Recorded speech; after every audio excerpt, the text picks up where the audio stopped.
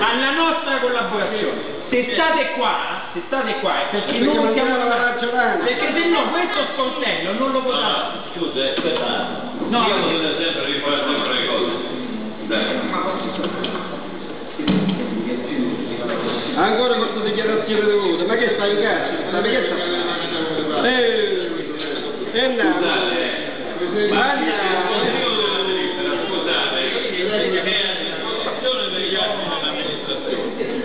Lo avete visto?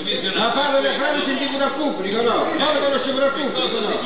Perché le vergogni, questa è la verità. Posso dire io, Presidente, molto oggettivamente. La delibera che si dà letta sì per motivi magari di altra natura non la può leggere, no? Ma ci sono i cittadini non la conoscono, dite che non è un problema. Azzate un po'. Quelli che sono in commissione per ci sono state ormai diverse un atteggiamento di carattere strumentale e di ostruzionismo politico. L'amministrazione ha già risposto, il segretario può procedere con la votazione. Bravo. No, prego. Bravo Presidente, bravo. Hanno chiuso la dichiarazione di voto, prego, continuare l'appello. Bravo. Punto 3, Meronda, Mazzoni, noi dobbiamo attendere, non siamo capaci di queste cose. Non siamo capaci, perché collaboriamo dalla maggioranza.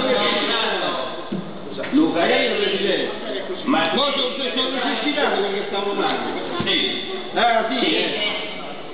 Caini, Ganelli, Mastrandoni, Lauri, Tambucci, Giarola, Chinatti, Tapasso, Boccabella, Di Mario,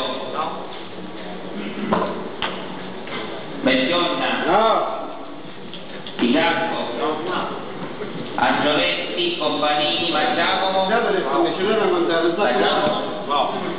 ma di che sta parlando?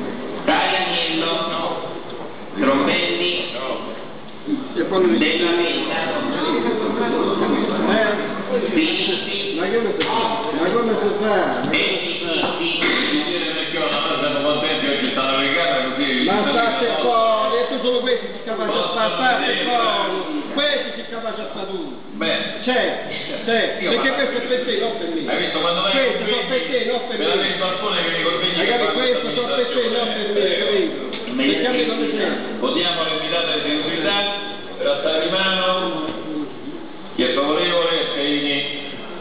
Chi è contrario? Chi si astiene? Contrario, Cicchetti. Contrario. Rivediamo la votazione. Amministrazione, prego, sindaco, approvazione progetto con fatta agricola realizzata sul Cooperativa in Gabbiano. Sì.